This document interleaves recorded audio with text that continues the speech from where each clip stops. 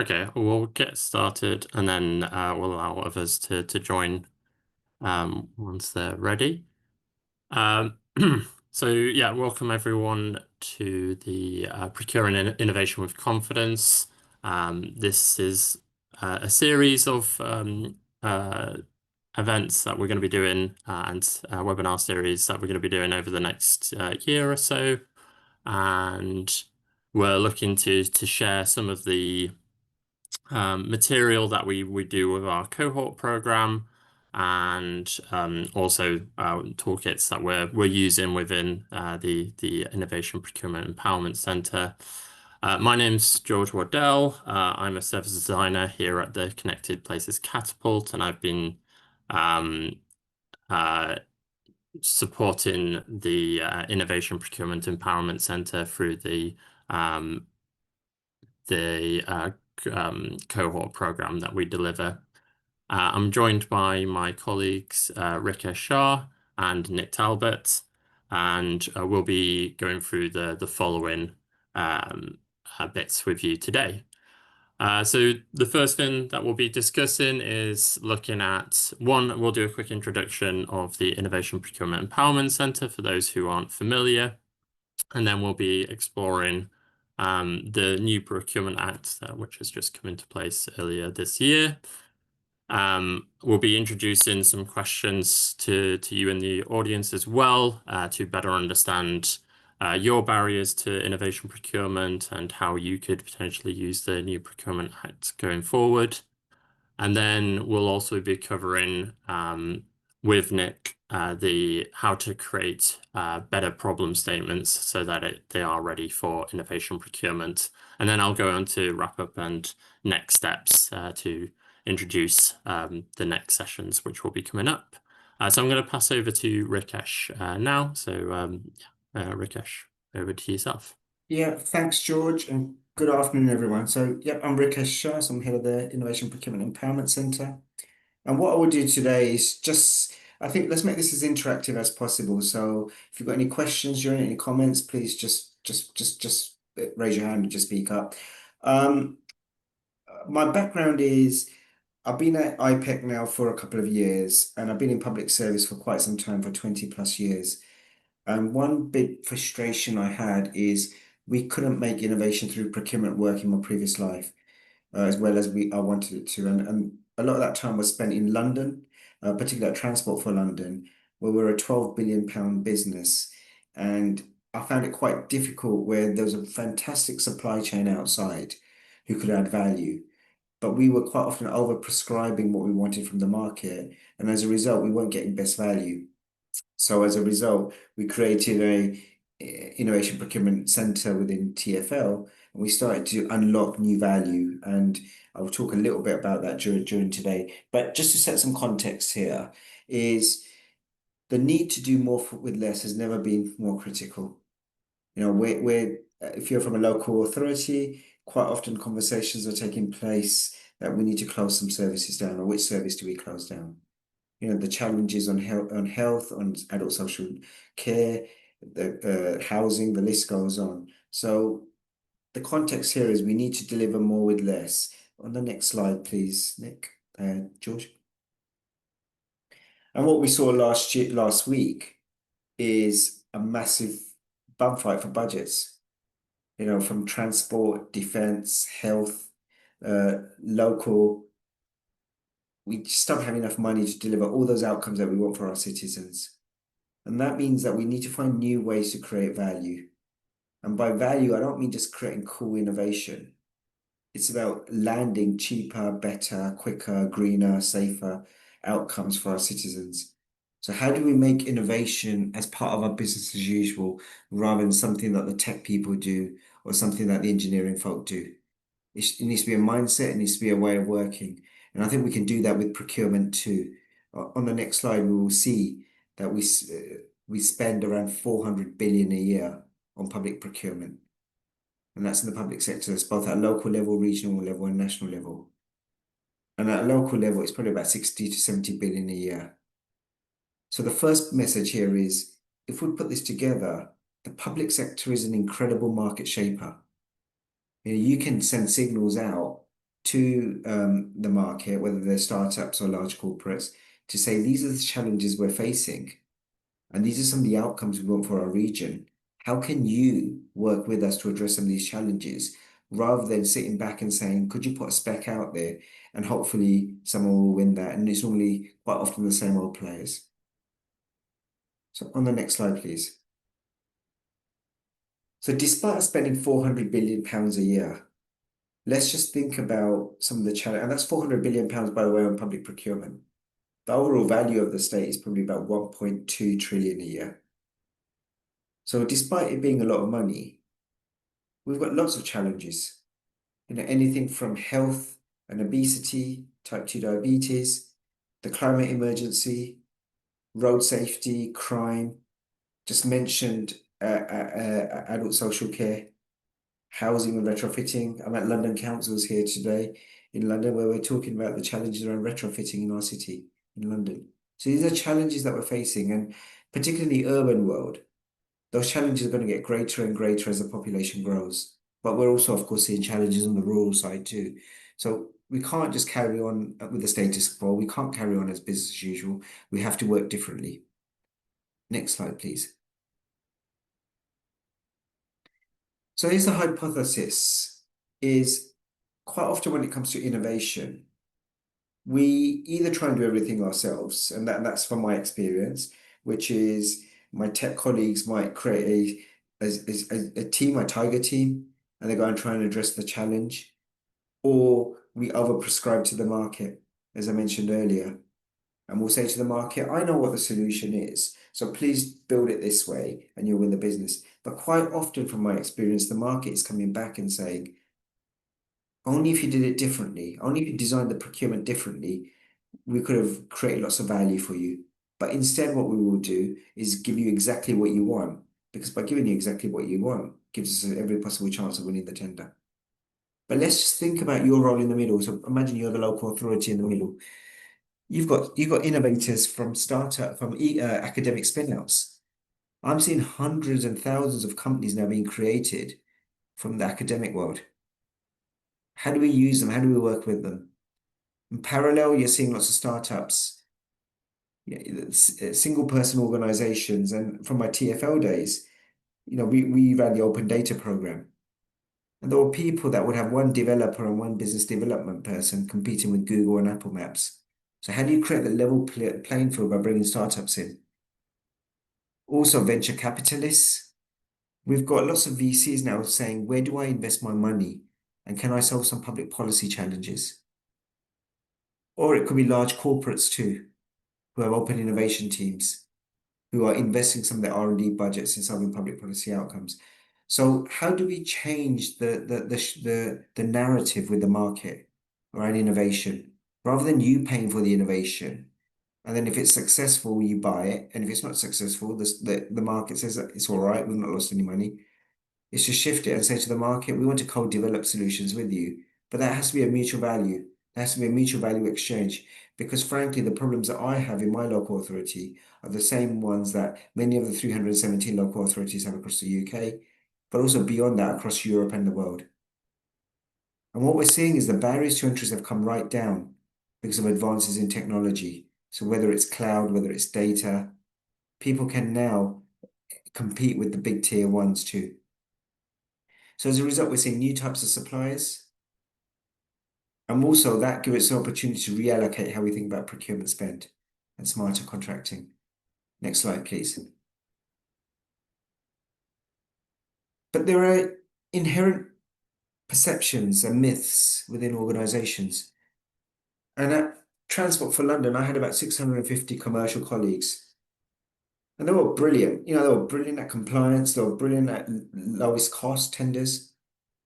And they were good at administering an excellent process. But when it came to innovation, sometimes they felt uncomfortable. And me running the innovation function there is saying, I want to experiment in a new way. I want to talk to market in a new way. And sometimes internal perceptions or internal policy meant we were having discussions on, can I even talk to the market? Are we only focusing on cost, or are we focusing on overall value? Also, I can't take any risks if I'm entering a procurement. Let's put all the risks on the market and play it really safe. I can't experiment. I can't do pilots. I have to go straight into R&D, into scaling. So there are lots of myths and perceptions internally. And as many colleagues in the room will know here, is of course you don't want to get challenged and you don't want to get sued. But the nature of being commercial means you've got to make sure you design the right commercial framework to be able to get best value. And sometimes with procurement colleagues, I had a challenge. But when we found the right commercial people, we could do lots and we could add real value and we could be much more entrepreneurial, much more innovative, and we could really shape the market in a new way. Next slide, please. So the Innovation Procurement Empowerment Centre, what is it? It's funded through the government. It's funded by Innovate UK, and we work within the Connected Places Catapult. So the Connected Places Catapult is the accelerator for the UK government, focusing on transport, the built environment, and data and digital. There are a series of other catapults across the UK, but that's what the Connected Places one focuses on.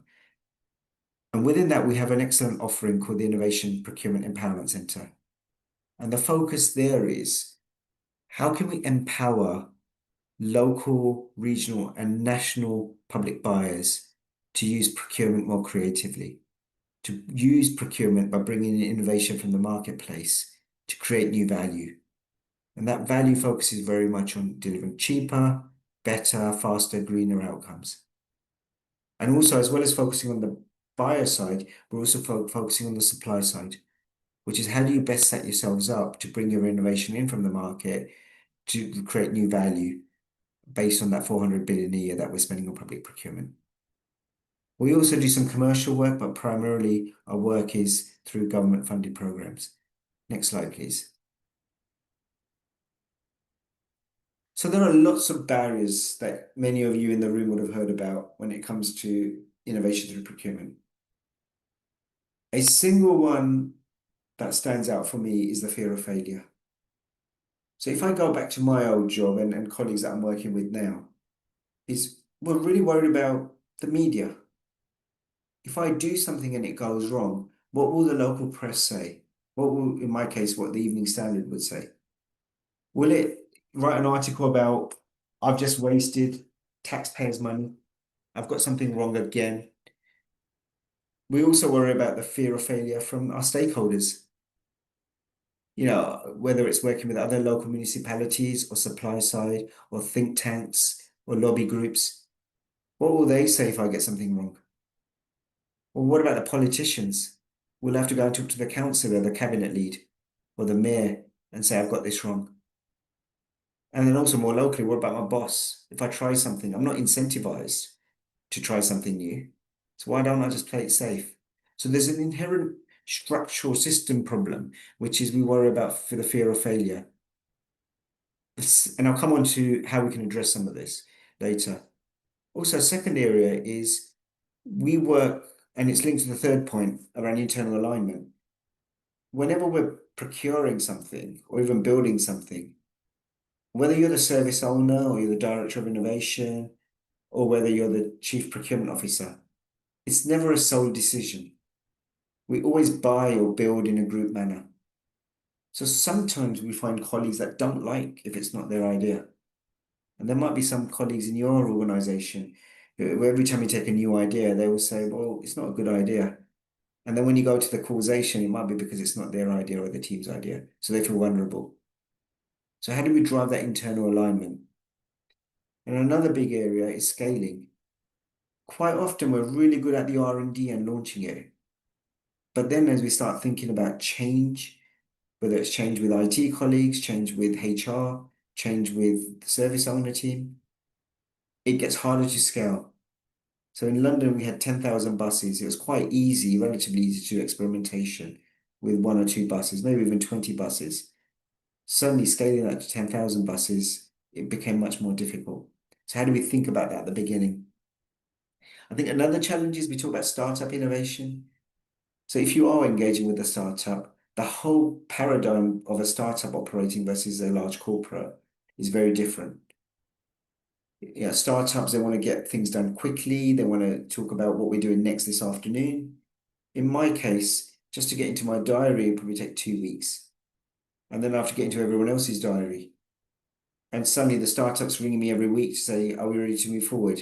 And I'm just thinking about the size of Transport for London and how do we navigate the right people to meet with this startup. So there's a big change around ways of working, speed, what good looks like, etc., etc. Quite often we're solution led, and I've touched on that before. It could be because of risk and a risk averse culture and getting things wrong. So you just say, "Look, I know what I want to buy, I'll buy that." And I think that generally that's fine if it's a commodity, but if you're trying to solve a problem that you're stuck on, you might have to flip the way you operate that in that space. And as a result, you need to create that space for experimentation. Is how do we ensure we create that culture of trying new things, potentially getting them wrong? But I assure you, if there's 10 things you're trying, one of them will work really well. And then how do you make sure you bring the market in? You send that signal as early as possible to say, I want to be the intelligent client. What's in the marketplace? And then finally, and I say this because procurement is sometimes used as a scapegoat, is we need to make sure we've got the right route to market and the right scaling. But there are so many reasons why things can go wrong. And I think procurement get a harsh reputation here because I don't think it is procurement solely that stops innovation from scaling. Next slide, please. This is a question for the group. So does that resonate, or do you disagree, or do you have other challenges when it comes to trying to bring using procurement to bring in innovation? Let's open that up. George, over to you maybe. Yeah, if anyone wants to come off mute and wants to share some of their experiences, whether they have any, if you have any reflections on one of the points here that Rikesh made, or if there's anything that you feel is potentially missing here, yeah, we're really interested to hear from your perspective as well. So if anyone feels confident enough to come off mute and share their experience. Or if everyone's had a fairly pleasant time through the innovation procurement process. Yeah, so I think Joanna's made a comment, and I think that's a fair point, Joanna. I think we'll come on to the Procurement Act in a second, and I think you're right. The level of change that's been brought in and the level of effort required now, I think that makes innovation even more difficult with the new Procurement Act, and I think we need to be mindful of that, particularly given the climate of less resources and delivering more procurements. Helena might have a view on this if Helena's on the call. Oh yes, definitely, definitely a view on this, and just going back to what we say about these barriers. Quite often they're saying, well, but you can't with procurements, you can't. The regulations, there are regulations, and there is internal policy, and things. As innovation evolves, our policies need to evolve. The way we see the market and the way we go out to the market. We've created certain barriers for good reasons, but then sometimes when I've spoken to procurement or to operational staff, why did you ask this question? We've always asked this question. What are you adding value? Why you've limited your market? Little things like that. So there's many things that some people perceive as a procurement regulation and aren't really. And then now with the new regulations that have come in, there is still so much unknown that people are putting the barriers up even more for that fear when it's they're talking more about flexibility and openness and reaching the market and speaking to those SMEs and engaging with them. So I'm just Yeah, there's another question that pulled out. Yeah, Yeah, a go question on. from Go on, Rich. Darren there, or a statement there saying, I feel we don't hear about the innovation practices often enough to boost confidence. Rather, we hear quickly when things go wrong, and this can be, yeah, a downer. Um, so I think, yeah, that really speaks to that fear of failure point that Rikesh was mentioning. So I don't know if, yeah, other others on this call have had a similar experience. Yeah. And what we'll do, I mean, Olga's on this call. I'm not sure if she can, when the session comes up, but we'll be talking about the community that we're building and how we're sharing case studies. Mm-hmm. And because of that, I was just going to say, because of that fear of failure, innovation is kept to an extreme small scale, so it's not taken open to the public. It's very, it possibly doesn't require the use of a notice, for example, and things like that, because they keep it extremely low value or even zero value. That's where they try and bring in innovation, or they just, they're engaging internally with their partners, their suppliers that they use already, so you're not hearing about it. But procurement is trying to empower people to do that. And those, like you said, those 12 notices, new notices, people that saying, I'm scared of making that mistake. And we're here to say that actually that they're meant to make it easier. You just need to have that little bit of knowledge that you can start early. And there's a lot of things that non-procurement people can be doing before they decide what they want to buy. And we got a couple more, and then we'll maybe move on with the slides. But S. Holland, you've mentioned here, feels similar to when you talk to IT security teams, to when you want to be creative. Going through the innovation procurement procedure, that being the answer is no. Now, what's the question? And I think that's something that we'll maybe touch on later with Nick when we sort of look at that problem statement to understand if we are actually asking the right questions in the first place to sort of enable innovation. So yeah, I think that's a really good point there.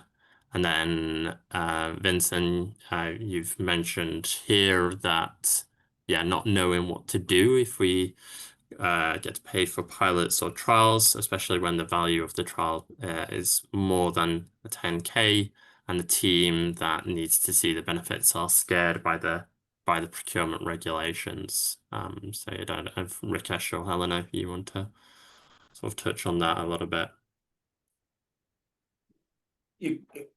Yeah, I mean, look, my view on this is we've got to be clear on the roadmap as early as possible.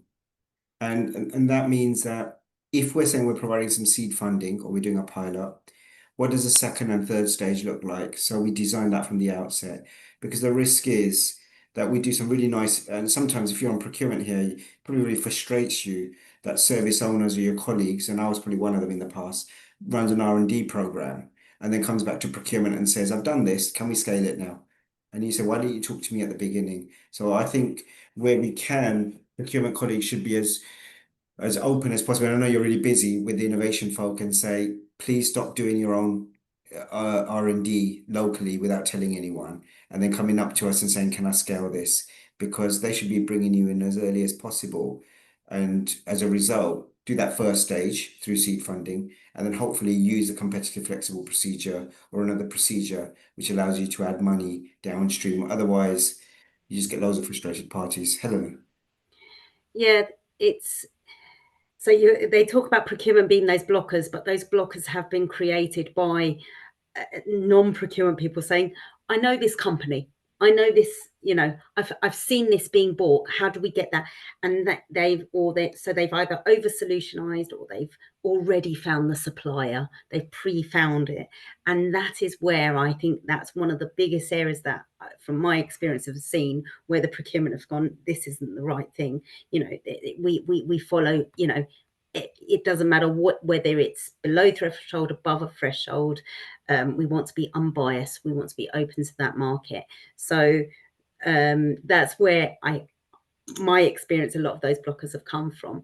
But yes, by engaging them with them and coming back and saying, well, we have looked at the market and seeing the market, and the new process are saying, go to the market. That is one rule that they are putting in now. that you have to do your pre-market engagement or justify why you haven't. So that's a really big change that is actually very advantageous to both sides.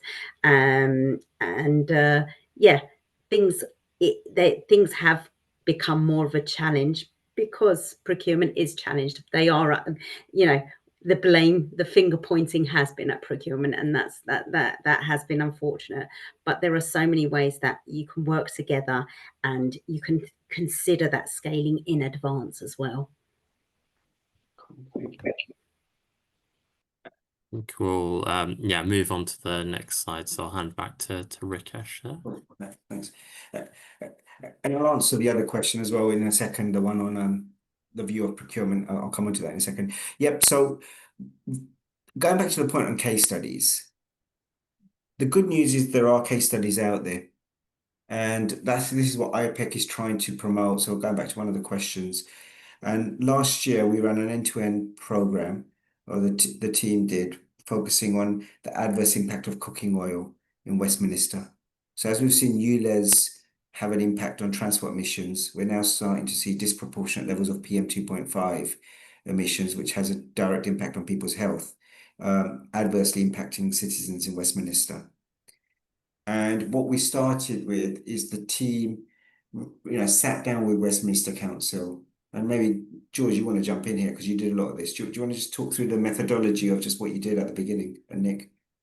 Yeah, and some of the stuff that we went through with Westminster is some of the stuff that we'll cover later in the session. Is first understanding and coming to a problem statement that is suitable for an innovation to address. So we know that we knew at the start working with Westminster that Imperial College were also looking at doing research within this space, and that their study would take around 3 years. So we were looking at an intervention that was going to make more of an immediate impact.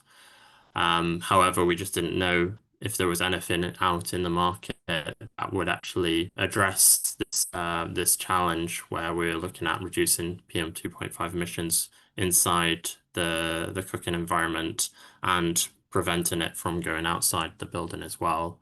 So that's where, yeah, doing the pre-market engagement really helped us to understand what was out there in the market already and gave us a sense of what kind of trial we would need to either help develop the solution of a technology that was already in the market, or to be at a point where we could be ready to sort of install and scale it straight away.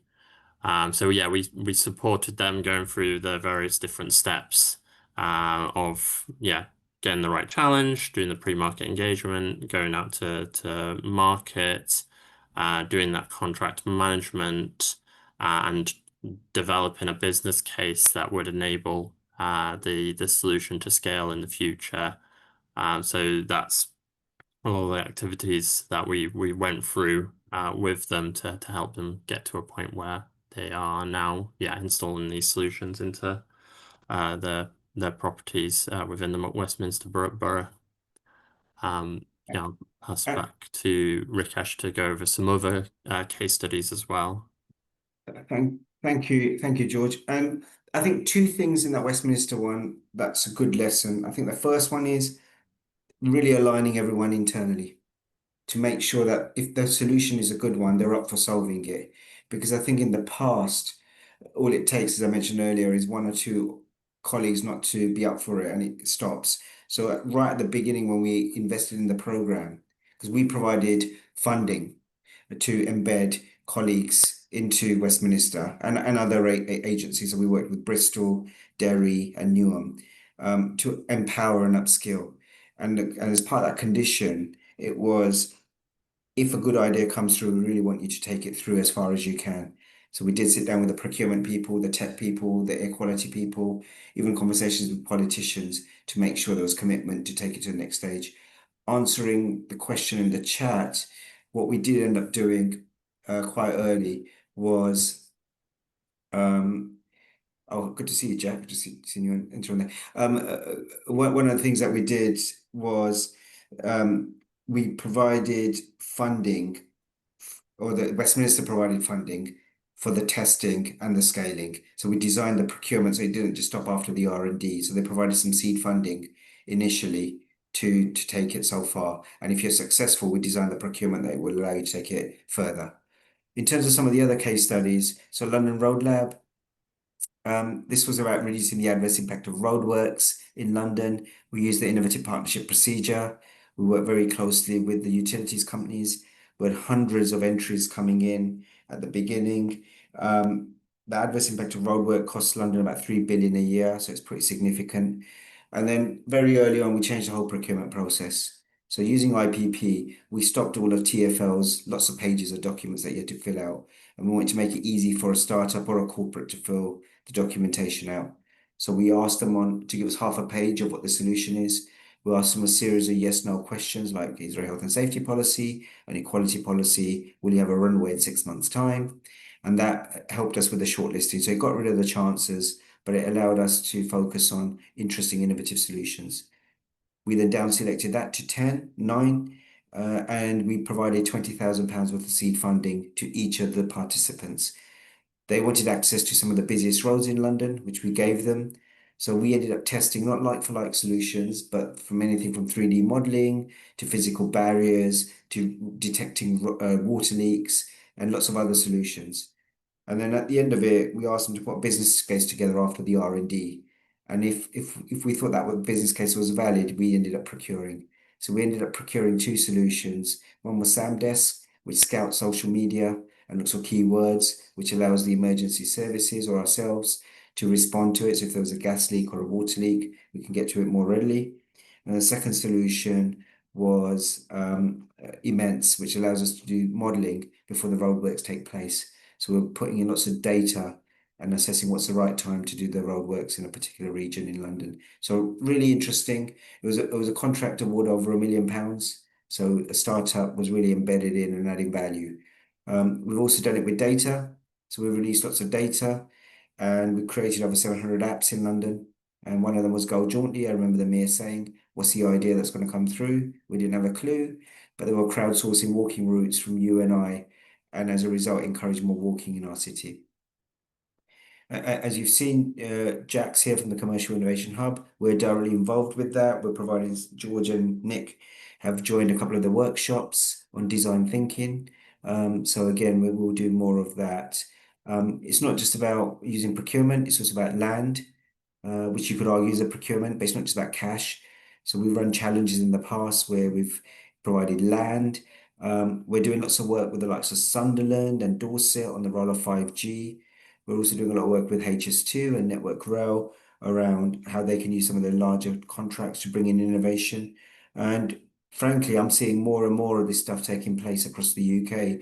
And going back to the earlier point, we just need to talk about it more and then normalize it. And as a result, it'll be accepted and we'll be less worried about deploying it. Next slide, please. But then a lot of this is about making sure we make everything work. So on the left-hand side, on average, you'll get hundreds of problem statements, if not thousands, from your colleagues, from the market, from your stakeholders. You've got to define which is the right one to focus on. So you put the right criteria in place. You've got to link it to your business strategy. Now, if you want to systemize innovation, how does it work with your business planning process? How does it link with your business strategy? How does it work with your chief procurement officer? I mean, my chief procurement officer and I in the past have had good relationships. And broadly, it's because how can innovation help the CPO create more value, but also the CPO helping innovation scale the innovation. So how do you get to that sweet spot where but you're not seen as a threat or a burden to each other, but you're seen as people that can work together and make the organization better? And by creating the right conditions on a mission-focused innovation, it gives you every possible chance of scaling. Otherwise, what will happen is you'll just do some really good PR and not more than that. And that means it's getting under the hood, getting under the bonnet, really understanding how the internal wiring works in your organization, who the decision makers are, and how do you work through things that go wrong? Because I assure you, it's inevitable things will go wrong on an innovation procurement challenge. And if anyone says otherwise, they fixed it because it requires a lot of tenacity and a lot of navigation where things are going wrong. And I think in the case of the Westminster program, we had an election halfway through, a local election halfway through the challenge. And things like that sometimes are unforeseen, sometimes are foreseen, but how do you navigate that? It's critical to get the pre-market engagement right. And I'll come on to that when we talk about the Procurement Act. But you've got to scout far and wide. Um, I found it quite frustrating that when we put a procurement call out, it's the same old people that were respond to the early expression of interest. And what I would want is I want to diversify that supply chain. So how do we do that? How do you reach far, wide, and create that shop window that we're open for business? And then how do you create that test bed? Because if you're bringing something innovative in, you've got to test it. You've got to trial it. You've got to build the commercial case, the operational case, the business case.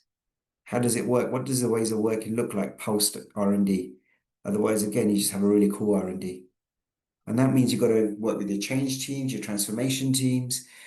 I remember I had one procurement which scaled, and then from HR said to me, this now requires a org change into a particular area. I wish I would have spoken to them before rather than after the solution came in. So there's lots of things, and ultimately the value is only realized downstream when you have had the impact. Otherwise, it's innovation theatre. Next slide, please. And that means the team very much focused on three levels of support that we provide.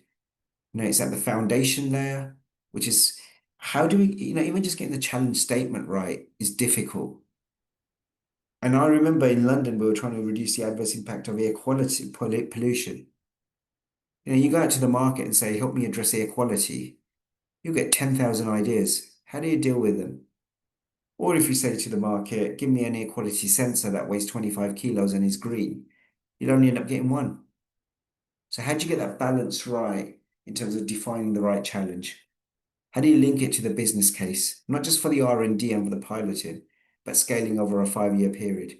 So now you're moving into the hypothetical scenario of what if, which is quite difficult given the current climate where we're saying if you've got £10, spend the £10 and not 11. And how do you align the internal stakeholders, the external stakeholders? But then once you've done that, what's your relationship with the market? How do you go out there and be the intelligent client? If you talk to people now, they'll just say, yeah, it's all about Gen AI, or it's about quantum. Well, what does that mean in the context of the challenge? Have we got enough knowledge, enough expertise to deal with it? Otherwise, the market, what they'll do is just repackage something and sell it to you. So how do we get that balance right? And then how do you define your procurement strategy as well as your business change strategy to manage that? And then after all of that's done, it's about scaling. How do you scale? Do you just move from 1 to 5 to 20 to 50? Or do you move from 1 to 50 to a 10,000? And how do you measure success? That hypothesis you started with at the beginning, is it still the same? Because when you hand over a particular solution to a service owner, is someone still measuring the innovation bit? And how do you get that total cost of value that's created, or the total value that's been created over 3, 4, 5 years? Some innovation could take weeks, some innovation could take years. And how do you manage that within your organization? And how do you create a systematic portfolio-led approach rather than just doing one-off things? Next slide, please.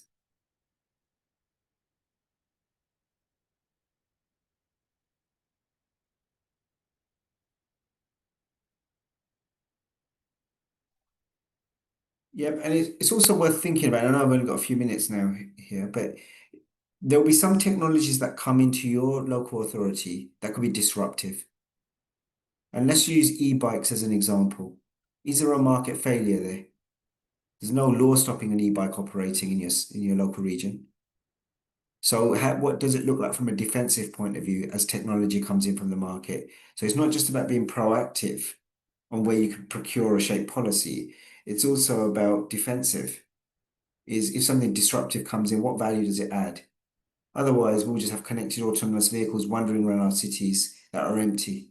So how do we get the right outcomes and design them through policy in our organizations? Next slide, please.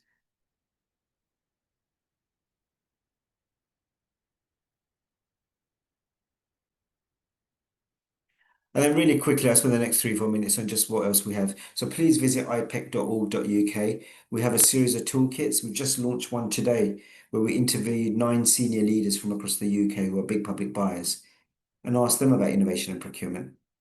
A lot of the issues are the same. It's culture, it's about having enough time, worried about the politicians. Take a look at that. But there's series of other toolkits too. We've got a pathway. How do you move from grant funding to pre-commercial to commercial? Or how do you better exploit pre-market engagement? What tips can you apply to make pre-market engagement in the innovation space more effective? And then we've also got a toolkit on demystifying procurement and the do's and don'ts. And we've done that with a legal colleague from Mills and Reeve, so who really know what they're talking about, and they can also state what's what's legislation versus what's internal policy. Next slide, please.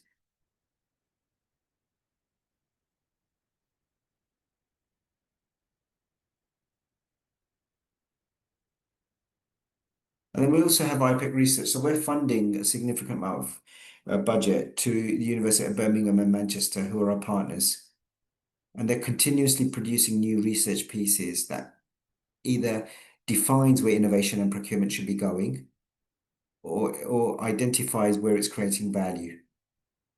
And I think, again, I'd encourage you to take a look at those briefs because they're going to real hyper-local situations, anything from retrofitting at a local level to some of the cultural barriers in particular regions, and much more. And take your time. We want to get your feedback. And more, we're trying to bring other universities in, not just in the UK, but across the world. Because what I genuinely believe is with IPEC and IPEC Research, which is a subset of IPEC, is we want it to be a world-class competency centre where we can have some clear standards, clear ways of working, and better engage with how we use innovation through procurement, both locally, regionally, and nationally, and also say to the supply chain, we're ready for business. We want to innovate with you, and hopefully we can do that together. Next slide, please.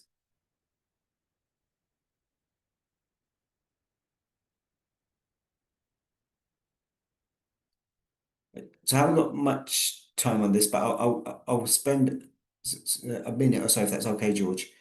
But what we have here is the Procurement Act that went live at the end of February this year. And I think there's some good things about the Act. I think the previous Act was pretty good in terms of the regs from 2015, particularly the Innovation Partnership procedure that we used. But I think there's 3 or 4 things here that stand out. I think the greater focus on pre-market engagement is critical, particularly in the innovation space. I think we should not move into an innovation program unless we've done the right level of pre-market engagement. I quite like the idea of variant bids, where people can come up with different ways to deliver things. I quite like the focus on startups and innovation, but we've got to be careful this doesn't just become a PR thing.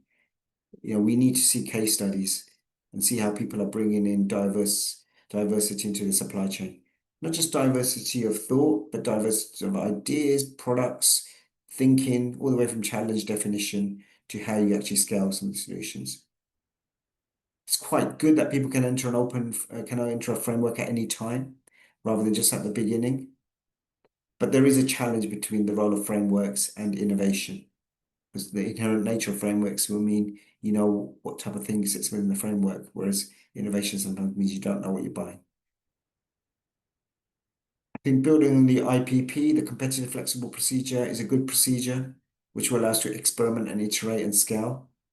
But we need the right skills, the right evidence, the right confidence from legal experts to how you use it and how you don't use it. Otherwise, what will happen is a bit like the IPP, it will sit in the corner or on the shelf and it's not used as much. But what it does encourage us to think about, particularly the CFP, is being problem-led. But even defining the right problem, as you'll see with the exercise with Nick, is an effort. And it requires lots of open thinking rather than closed thinking from colleagues across a business unit and organization. And sometimes we have it, sometimes we don't. I think we need some more around data. I think the data, frankly, coming out of the portals, just not good enough.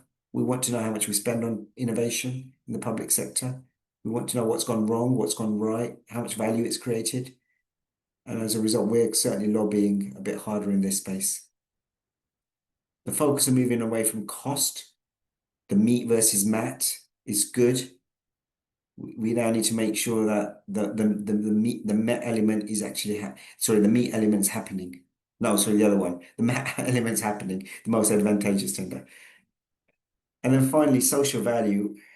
We've got more definition on this, which is really good. Innovation could sit in here, skill sits in here, the environment sits in here. But again, I think we need to spend more time on defining and helping the market to say, what do we mean by social value? Rather than saying, if you do something on social value, we'll score you 10%. Next slide, please.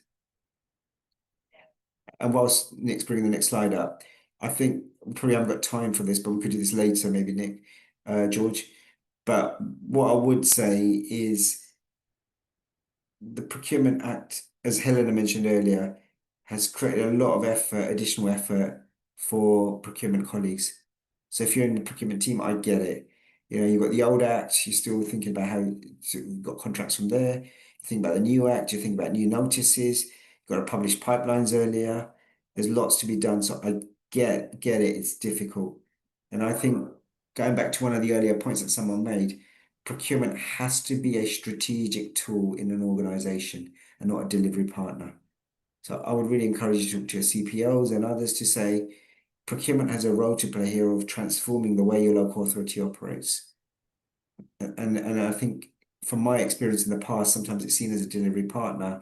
And so we just focus on cost, which is last time the contract cost 1 million. So can we get it for 950,000? And I'm oversimplifying this, but there's a massive opportunity here for procurement colleagues and commercial colleagues to say, how do we drive public-private partnerships and create better citizen value in our regions? We'll probably come back to this question later on. Any other slides? We can, Yeah. we can. I'm happy for people to, Okay. respond to this now. Oh, If cool. anyone wants to come off mute and share their thoughts, either on this question here, on how you might use the new Procurement Act, or the other one in terms of what barriers do you foresee with the new Procurement Act? And yeah, feel free to sort of mention in the chat, or if you're happy coming off mute and sharing your thoughts, we'll be really interested to hear and happy to have some discussion over this. So if anyone wants to share their thoughts in the chat. In the meantime, maybe I'll call on Rikesh or Helena to sort of give their thoughts on these questions. What barriers do you foresee? And what advantages are sort of reflecting on that, the positive of this? What sort of positives, or how might you sort of look at using the new Procurement Act in the future? Go for it, Helena. So whenever people used to approach us about procurements, and hopefully they didn't ask us about the supplier or something, they'd say, I want to buy this. And we'd say, have you got a spec? And because it was in our culture, so that culture of over specifying is something that we have an issue, and that doesn't work with innovation. When someone says, I want to innovate, it doesn't matter where what way you go, whether it's below threshold, above, what process you use, CFP or not. Over specifying and that closed procurement, you almost doesn't work with innovation. So that open procurement approach, hopefully the new regulations are helping, because they're helping with that iterations. Before, you had to have everything up front and done, you've written your specification, no, you can't change it, someone's clarified something, well, we've written it in stone now.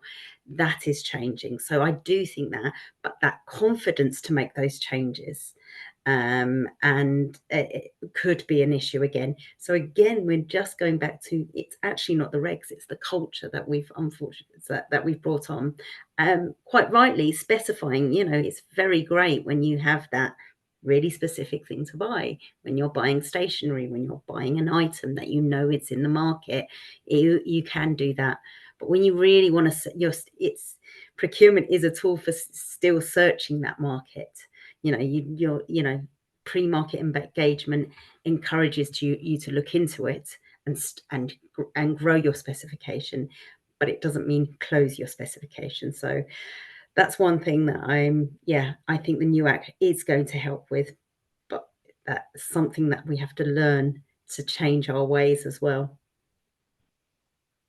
Yeah, thanks. Thanks, Helena. And yeah, Joanne, you've put a good question here, or a statement here around the new act and all the notices around transparency have caused nervousness around pre-market engagement.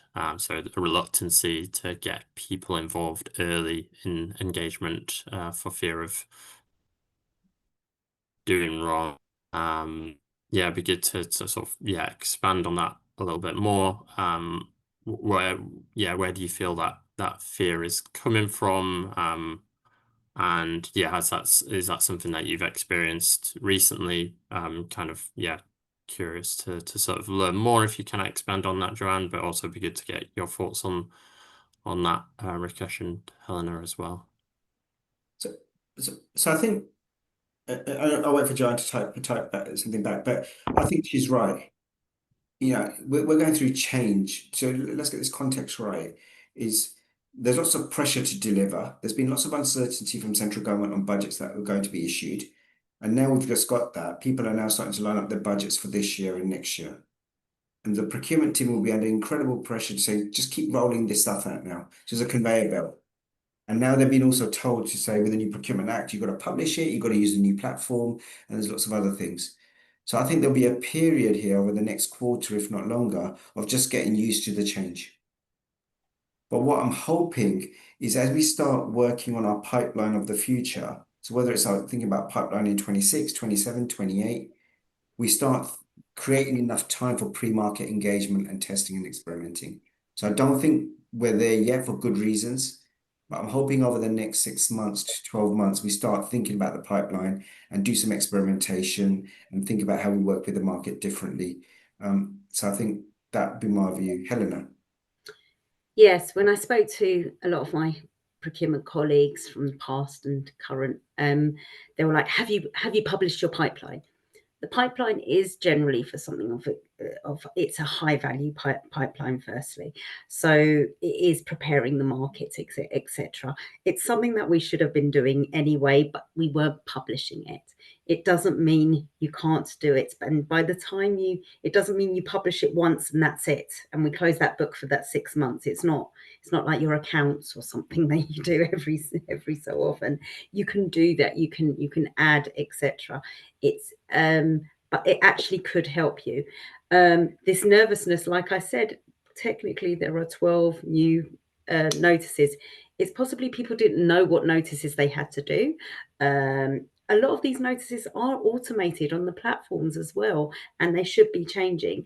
I think the biggest one is the pre-market engagement, but that is actually extremely beneficial to both your procurement. It justifies it. If you only get one supplier, we did our pre-market engagement. This is the one supplier. Perhaps they're the only one that can do this innovation or deliver this or are you over specifying, etc. So, and your pre-market engagement will tell you that.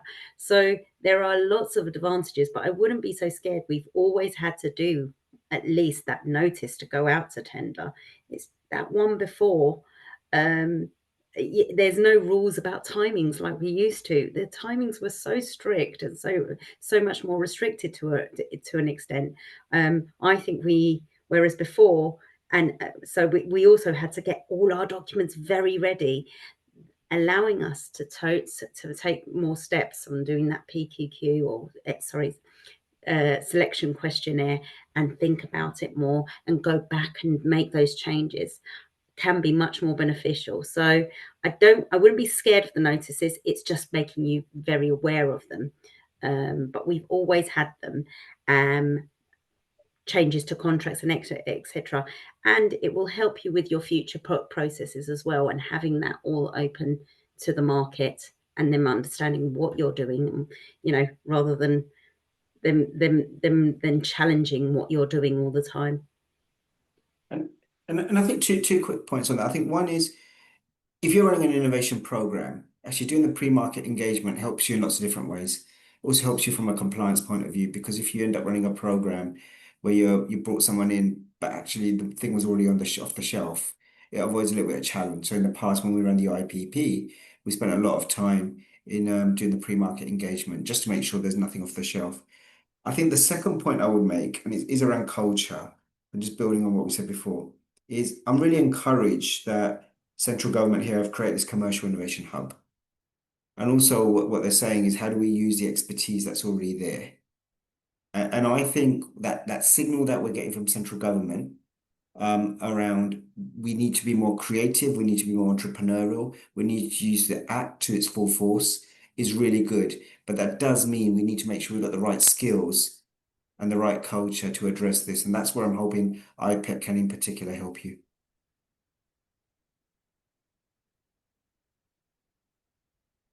Perfect. Thank you both. If anyone else has any other thoughts on these two questions, in terms of how might you use the new Procurement Act, or what barriers do you foresee? Please feel free to put them in the chat. We're really interested to hear your thoughts.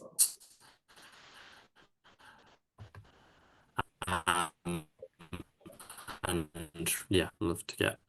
We'll be moving into the next section now. So looking at creating problem statements ready for innovation procurement. So as mentioned before by Rikesh, it's really about making sure that we are asking the right question in the first place, making sure that we have the right question that warrants the answer of some form of innovation that will hopefully deliver the intended impact that we're looking to address. I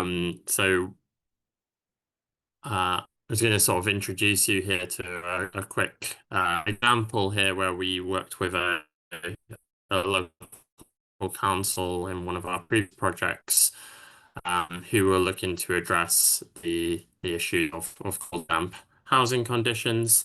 Came in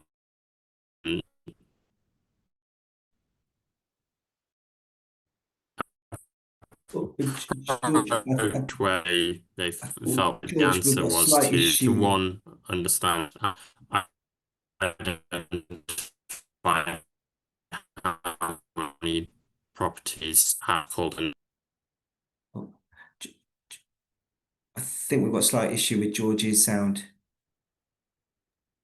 Yep. apologies, my internet seems to have dropped. I'll to avoid this, I'll quickly move over my section and Passaic internet's not working too well. But just to say that, the council that we were working with had a very solution-focused approach, and we looked at a more systematic approach that helped them better understand where the root causes were and where the appropriate action points were that they could look to help address the main challenge and main problem that they were looking at addressing. So I'm going to pass on to, and then that led to appropriate interventions to address the main challenge that they're looking at addressing. I'm going on to Nick. Hopefully my internet stuff and we're able to hear some of that, but I'll pass it to you.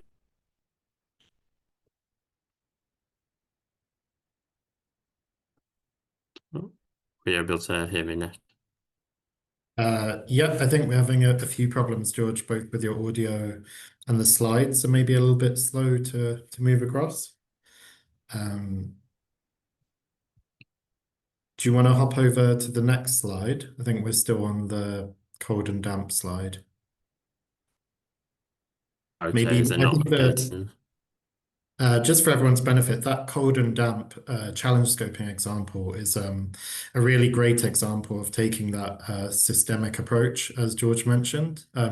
We actually did, I believe, a session in the on-demand section of the IPEC website. So there's also a link where you can hear about that kind of case study in much longer detail and without audio problems. So yeah, we maybe come back and touch upon it again. Otherwise, it's on the on-demand section of the site.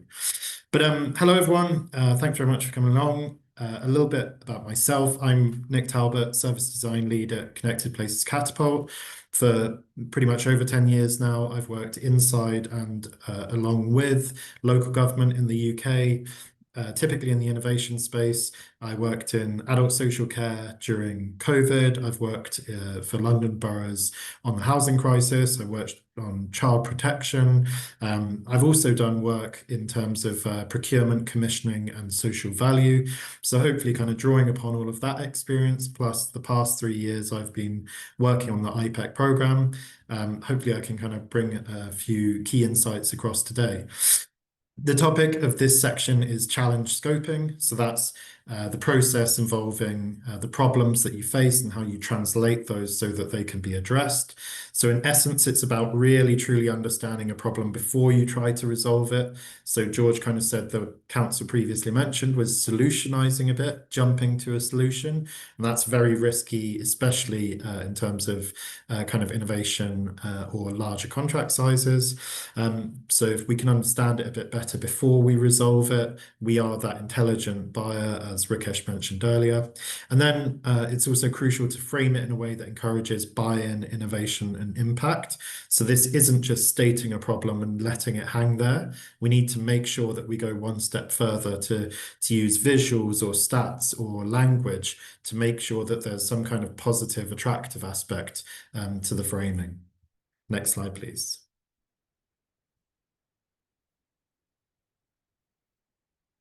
So what we try to do on the next two slides is this slide is the text version. If some people find it a bit easier to kind of read through, but challenge scoping is the name given to the process of first, we identify a big, messy, complex problem. We untangle it a bit as we learn more about it and define it. We try to break it down into smaller challenges. Then we select which bits we want to address, specifically those that are relevant for councils and relevant for a procurement approach. Then we share these in helpful ways to inspire action, not just with innovative SMEs, but also with maybe larger players in the private market or our public sector partners. And then we, as well as residents and the local community. And then we refine and repeat these steps throughout the process based on feedback and trials. So it's important to remember that challenge scoping isn't just something you rush through at the beginning and then forget about. It's important to kind of check back in with it along the way. Next slide. And this is the kind of visualization of that. So we have that big knotty problem at the top there. A grand challenge just means a really big problem, typically a problem that no one actor or one procurement could maybe address. And that's why we take these big grand challenges and we break them down into sub-challenges. It's really important those challenges are framed positively, as we said, and it's also important that we make sure that they're suitable for councils or procurement. Next slide, please. So the thing about challenge scoping is when we kind of talk through the methods and the outputs and what we're trying to achieve from it, I think a lot of it makes common sense, and people have probably been involved in these activities as local government colleagues quite a bit. The bit that gets a bit challenging when it's challenge scoping, or difficult when it's challenge scoping, I should say, is finding the right balance, because it's always difficult. Maybe you spend too much time thinking about the problem, and that eats into, it kind of creates a bit of lack of momentum, and it eats into the time you have to try and address it. Alternatively, you might rush through thinking about the problem, and that's when you might make mistakes of procuring the wrong thing, and that means the innovation was kind of doomed to fail from the start. Likewise, something needs to be ambitious enough that it can motivate people to maybe break the mold a little bit when it comes to innovation. There are moments throughout the procurement process where innovative activities might need slight tweaks or differences from the copy paste of historical contracts and things like that. So it's really good to have people on board, that there is a bit of ambition and people believe there is that value and impact at the end of the road. But at the same time, it needs to be achievable. It needs to be something that not only kind of one person or a group of people can understand and feel inspired to kind of engage with, but probably multiple actors throughout your council and multiple actors in the market as well. And things need to be well researched and presented. We love evidence, we love stats. Coming back to the point that Joanne made actually about pre-market engagement and transparency, fairness, all of the kind of procurement qualities that need to be met there. Well, if you do a good quality challenge scoping process and you come up with these materials, not just challenge statements, but also illustrations and also the evidence and stats, well, actually, you've created a really sound kind of package of information that you can share with the market. And because it's one package that you're sharing, again, that's a really great way of being transparent and fair to the whole market because they're being let in on those insights and the kind of direction that you're thinking about. But again, not spending more time than necessary. So the best way of figuring out if you're done yet in terms of the framing and the illustrations and the stats and everything like that is test it with your colleagues, test it with residents, test it with the market very kind of early and say, is there information missing? Do you need to know anything else? That means that you're always going to be doing the kind of essential amount of work required. Next slide, please.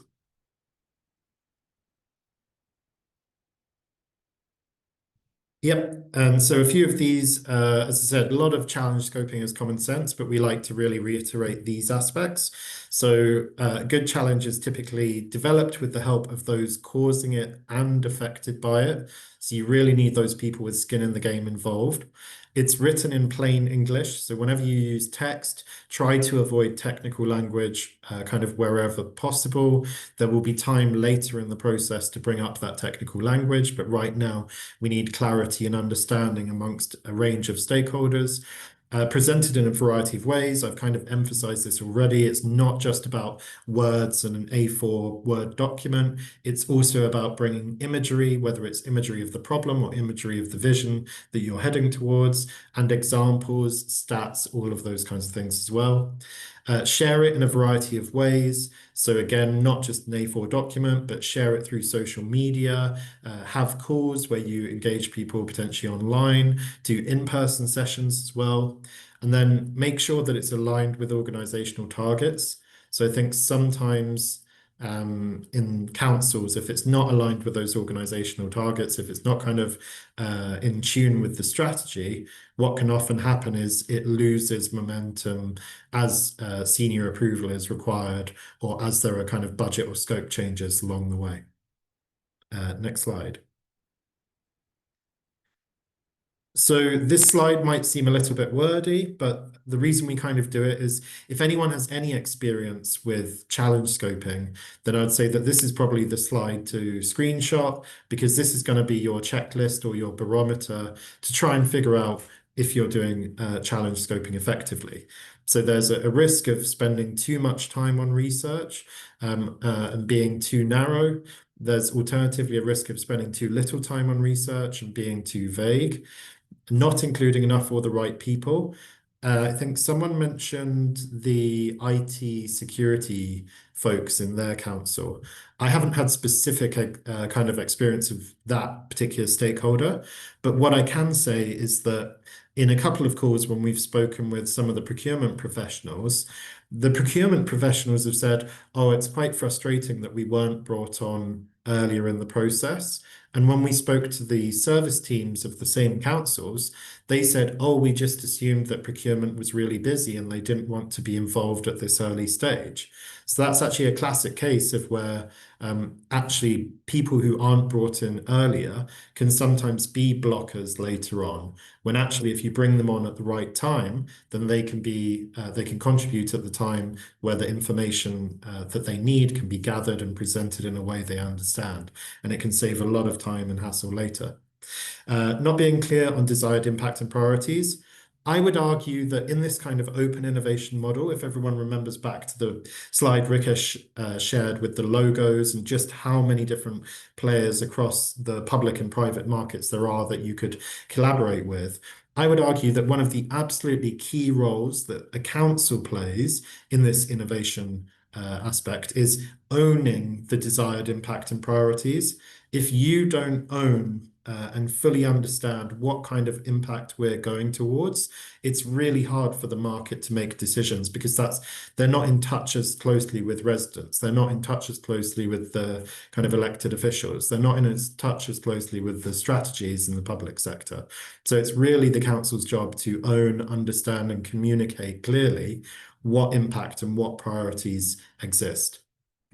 Not understanding that problems are interdependent. So this was the point George made about the systemic approach. So sometimes you might try and solve a problem, but that just kicks the can down the road, or it might actually make another problem worse. So that's why that systemic approach is useful. Likewise, not understanding knock-on effects of actions. So yeah, another case of something being independent is you can't solve it before you solve something else. So that's another example of interdependent. Addressing symptoms, not causes. So again, a good quality challenge scoping will help you get back to the cause, and solving causes is typically more effective in the long run. Trying to solve challenges which don't make sense for the authority to address. There are just some problems which are better solved or addressed by private markets. So it's really key to be clear on when are you not best placed to try and address something at all, and maybe you need to think about other levers you can pull. So maybe you want to start doing more campaigning and that kind of awareness piece to encourage others to kind of enter an innovation space. Not responding to feedback or iterating throughout the procurement journey. This is a classic one, which is if you do a good challenge scoping at the beginning, but something comes up when you engage the market, or something comes up at the contract stage, or something comes up at the trial stage, don't just blunder on. Think about how that change or that new information affects maybe a possible reframing of the challenge. And then finally, not inspiring or failing to bring a challenge to life for innovators. So again, if it's too static, if it's too negative when you framed that challenge, you're not really going to encourage the market or any other stakeholders, internally or externally, to buy into doing something about it. So really key there is positive framing. Next slide. When do you do it? We recently had a colleague leave the company, a nice part of the IPEC program team. And in his words, he said, all the time, baby. And I still love that because, yeah, when do you do challenge scoping? You want to do it all the way throughout the program. Initially to make sure you've identified a real problem, maybe a little bit later on to make sure everyone affected has been brought in, as we said, to avoid them being blockers or caught out later on. Then we want innovators and suppliers to be able to respond effectively and be keen to respond. And then finally, when you're later on in the trial stage, you want to make sure that the challenge scoping is leading to solutions that have the desired impact. Next slide.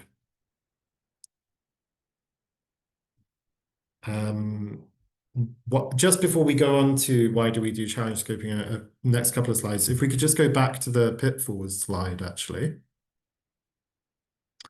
Just an open question again to the group. Feel free to chuck something in chat or come off of mute and share. But do these common pitfalls, has anyone experienced these pitfalls already before? Or are there any pitfalls that we've missed here that you think, yeah, that's common, or you've encountered it a few times?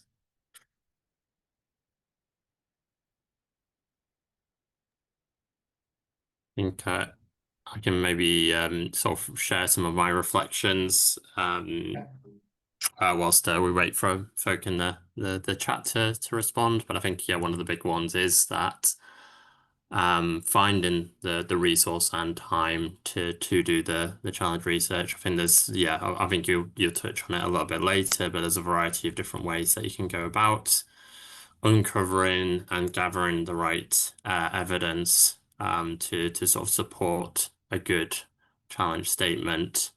And yeah, it's as how long is a piece of string? You can do multiple different interviews with people who are impacted by the specific challenge. You can do a variety of different desk research. And I think it's being able to structure it in a way that allows you to get to a point where you feel comfortable and confident enough to feel like you have a point where you're like, yes, I think I'm asking the right question. Which feels scary because when do you know when you are asking the right question? So I think that's one of my common pitfalls or uncertainties when coming into the challenge scoping process.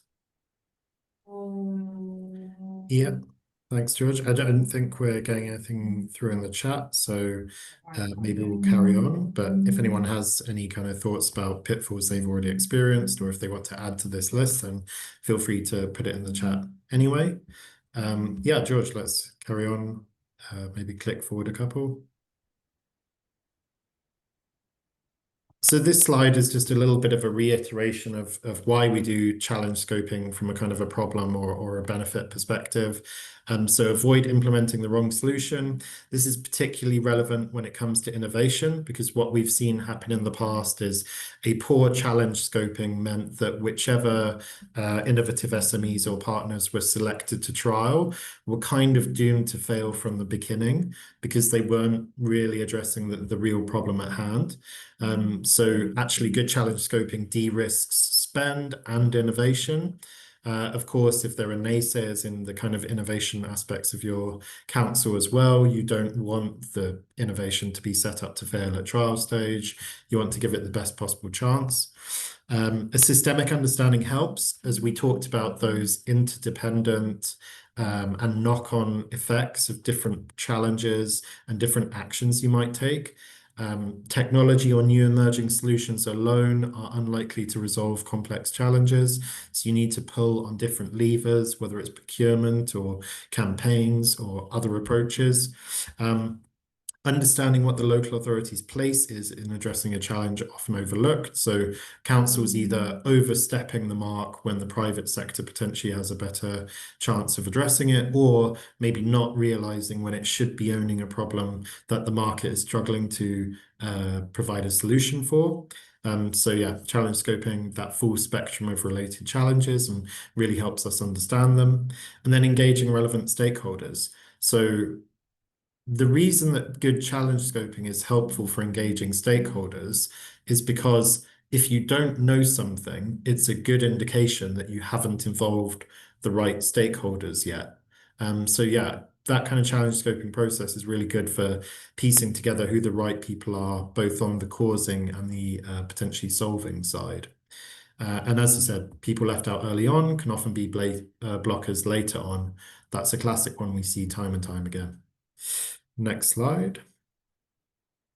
So as George mentioned, we will run through a few of the methods. I won't go through them in detail. We're definitely going to share these slides with you all.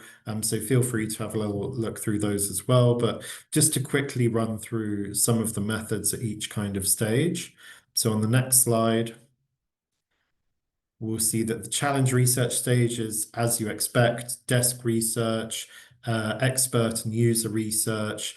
Note it also has stakeholder mapping. That's an absolutely essential kind of activity within challenge scoping. We also add a tech scan or horizon scan because we're thinking about innovation here. Maybe if you were less interested in innovation, you might miss those, but those are two quite key areas. And often councils feel a little bit hesitant to do that just because there might not be the expertise in-house. But those are two activities that you can kind of reach out to collaborators, whether it's across your organization or council, or whether it's to the market a little bit to help get them to help you understand what technology is coming up or currently in the market, and then brainstorming. So mapping out the challenges, and again, trying to think about those kind of connections or what are the missing piece of information you might have. Next slide. When it comes to challenge definition, which means kind of putting something into a statement, a one-liner, some visuals, the key stats, the key examples or case studies behind it, then here you want to do those kind of. The reason we say a group synthesis session is because it needs to make sense to a wide range of different stakeholders. Synthesis, obviously, meaning the word of like taking all of their different perspectives and trying to create one kind of, as I said before, set of materials. And the systems mapping is really useful. So you've gathered all of that information. Now you can kind of plot it out systematically, understand where those interdependencies and knock-on effects are. So some of the outputs could be a challenge report and how might we statements, visuals, case studies, examples, as I said before. Next slide. Challenge selection. So this is where you want to start evaluating. So as we said, you want to pick a challenge that's relevant for procurement. You want to pick a challenge that's relevant for your council to address. You want to make sure that you think that there's a reasonable chance that the market might be able to address your challenge here and now, rather than in 5 years' time or whatever it might be. So again, more focus on that tech scan, horizon scan, and group workshops. And then finally, we have challenge refinement. So this is when you've kind of gone around your internal stakeholders, maybe you've engaged external stakeholders a little bit. You're ready to kind of go to the market and really ask, right, what could you do that would address this challenge? That's when you want to do that final bit of polishing to make sure that everybody's happy to go external, and then it makes sense to the innovators in the market. And then test the wording and representation, gather feedback, improve it, all those kind of refinement activities. Next slide. So again, we just have that visual reminder. Hopefully it helps everyone remember what the process of challenge scoping is. You're going from something bigger and messier, and you're really trying to break it down, and that's what makes it more manageable. That's what helps you understand the right people to involve, and that's what makes it kind of more attractive to the market, to especially smaller innovators, to be able to really have a decent impact on a meaningful challenge. Perfect.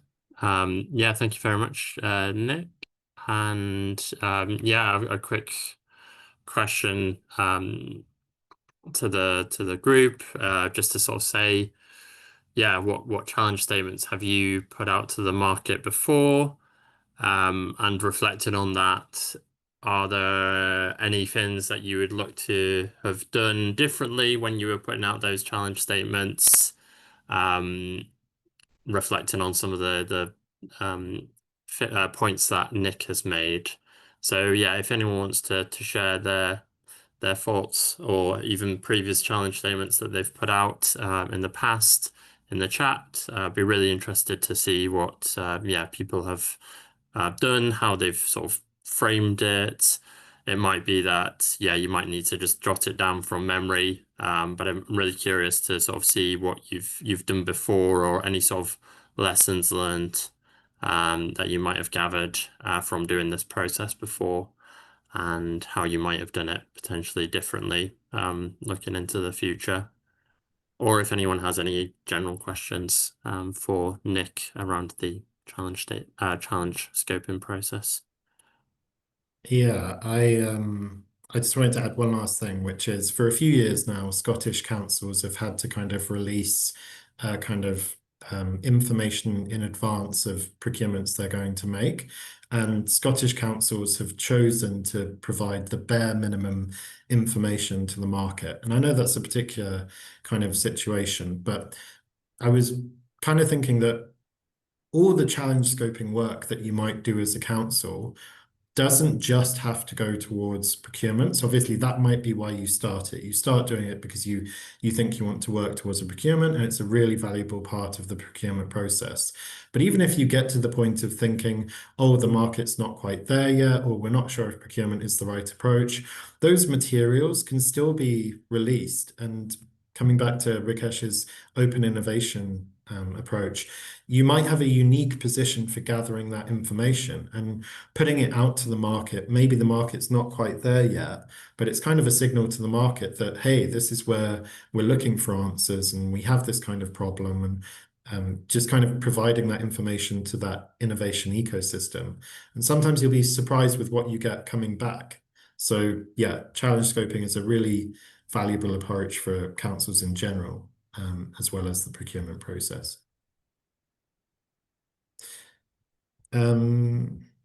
Check.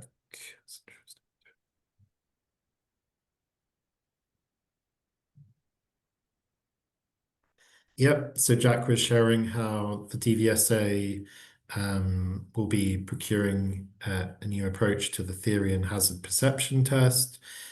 Specific challenges are the fraud and security aspects of delivering tests and making sure you get reliable, truthful responses, cheating similarly, and yeah, content. So we might have flying vehicles that people are driving around within a few years. So how does the content adapt to that kind of thing?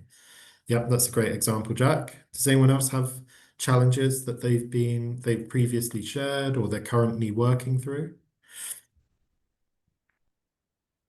Nick, I've intentionally put one on which is quite solution centric, because sometimes we go out to the market looking for a solution. So I've tried to be a bit mischievous here, is give us an app, because quite often the answer to everything in life is an app.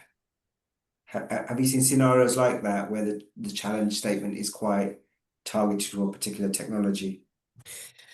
Yes, and I think it comes back to what we said before about when councils maybe solutionize, meaning jumping to a solution. And what I would say as well is trying to give examples of how challenge scoping earlier in the procurement process can have knock-on effects later in the process. So Helena here on the call with us is an expert and qualified in procurement, and expert with kind of the contract stage, and the going to market, the tendering stage, all this kind of things. And what we see is if we preach for an outcome based approach rather than over-speccing and things like that, if we haven't done a good challenge scoping earlier on, and if we've fallen into the trap of solutionizing at the challenge stage, it's going to be really hard to then be outcomes focused at the tender and contract stage. So yeah, it's just another great example of how trying to avoid solutionizing earlier in the process makes it much easier to be still outcomes focused later in the procurement process. Helena, anything to add there? Yeah.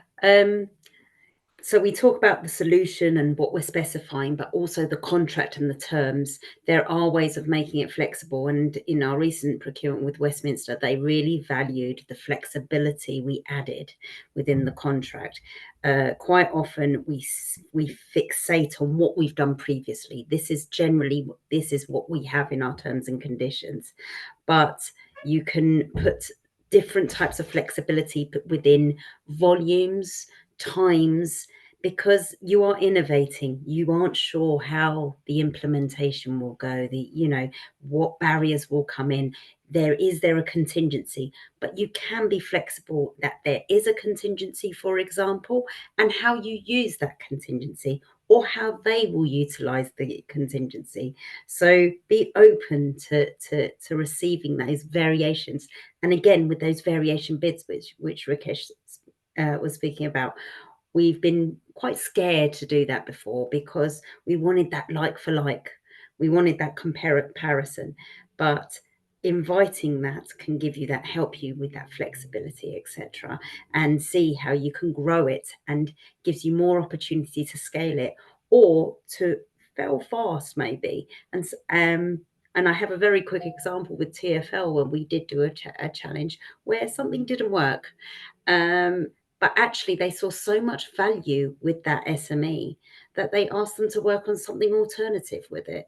And by doing that, they've actually grown in their national. It's a company called City Swift you can look into. So there is so much value in testing, piloting, and having that flexibility. Okay, I think I'll I'll leave it there. So I'm gonna now just jump over to yeah, next steps and what we'll be doing for our next session. But in the meantime, before our next session, if anyone is interested and wants to learn more about yeah, developing innovation procurement friendly business cases, or how to get better at identifying those internal allies and doing good stakeholder mapping, then feel free to reach out to me over email. If there is yeah, a group of people who want to learn more about either of those, we'll look at setting up a session to go further into that. And then I'll drop my email in the chat now for those who are interested and want to follow up on that. In yeah, the next session we'll be looking at doing it in September. We'll be looking to do it in a hybrid session as well, so we'll allow for more in-person interaction, and hopefully we'll be able to do more workshop-related activities, which will help you sort of work through some of these materials and engagements in a more yeah, interactive way. And the session that we'll be doing in September will be focusing on engaging the market. So doing that pre-market engagement, looking at how to set up a test bed and going out to market as well. So we'll be setting up that session for September. And then just quickly as well, we have the IPEC community, which yeah, really encourage you to join and engage with. If you have any sort of more questions around innovation procurement, please yeah, join the community either via LinkedIn or through going on our webpage. And I think we've got yeah, the QR code there, so I'll leave that up. Hopefully that works for folk, but if not, then yeah, you'll find us through through the search any search engine and searching yeah, IPEC.org. But other than that, I just want to say a big thanks to our speakers, Rikesh and Nick and Helena, for jumping in with some observations as well.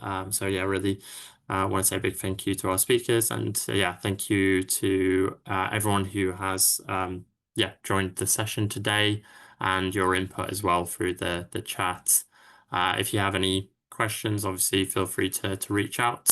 And yeah, I hope you have all a good rest of your days. All right. Thank you, everyone. Bye now.